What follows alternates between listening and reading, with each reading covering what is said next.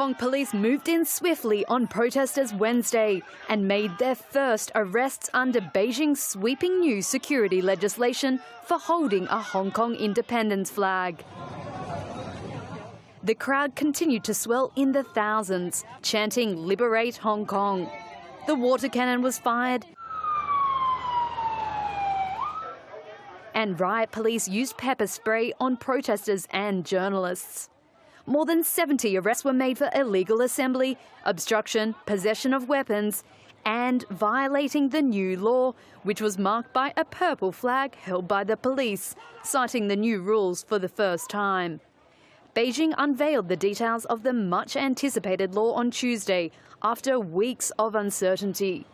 The law punishes crimes of secession, subversion, terrorism and collusion with foreign forces, and up to life in prison, heralding a more authoritarian era for China's freest city and the Asian financial hub. Authorities in Beijing and Hong Kong have repeatedly said the legislation is aimed at a few, quote, troublemakers, and will not affect rights and freedoms.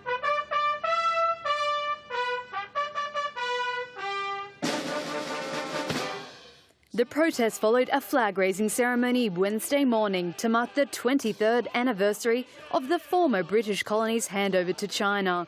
Leader Carrie Lam said the law was the most important development since the city's return to Chinese rule. The enactment of the national law is regarded as the most significant development in the relationship between the central authorities and the HKSAR since Hong Kong's return to the motherland. It is a historic step to improve the system in Hong Kong to safeguard our country's sovereignty, territorial integrity and security. The new law will supersede existing Hong Kong laws where there is a conflict, and interpretation powers of the law belong to Beijing. Judges for security cases will be appointed by the city's leader.